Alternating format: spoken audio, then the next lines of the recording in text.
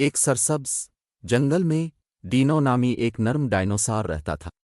وہ ایک بہت بڑا دوستانہ ڈائناسور تھا۔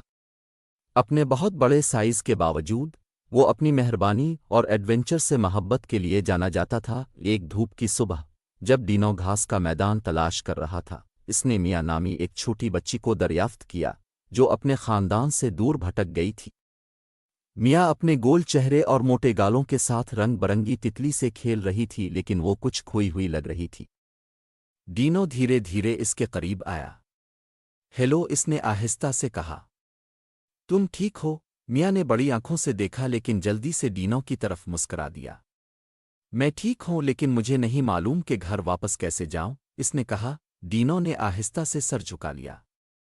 فکر نہ کرو، میں آپ کی واپسی کا راستہ تلاش کرنے میں آپ کی مدد کروں گا۔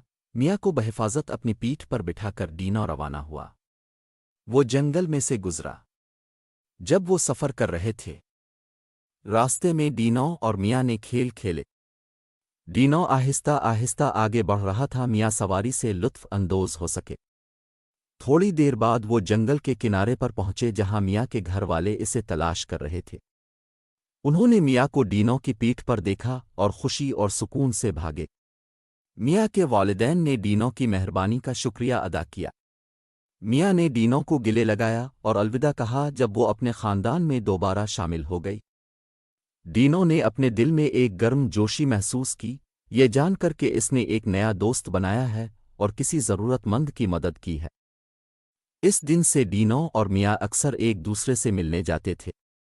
ڈینو جنگل کی کہانیاں سناتا اور مینا اس کے لیے پھل لاتی۔ ان کی دوستی پروان چڑھی۔ اس طرح جنگل کے دل میں ایک ڈائناسور اور ایک بچے کے درمیان رشتہ مضبوط اور خوشی سے بھرا رہا۔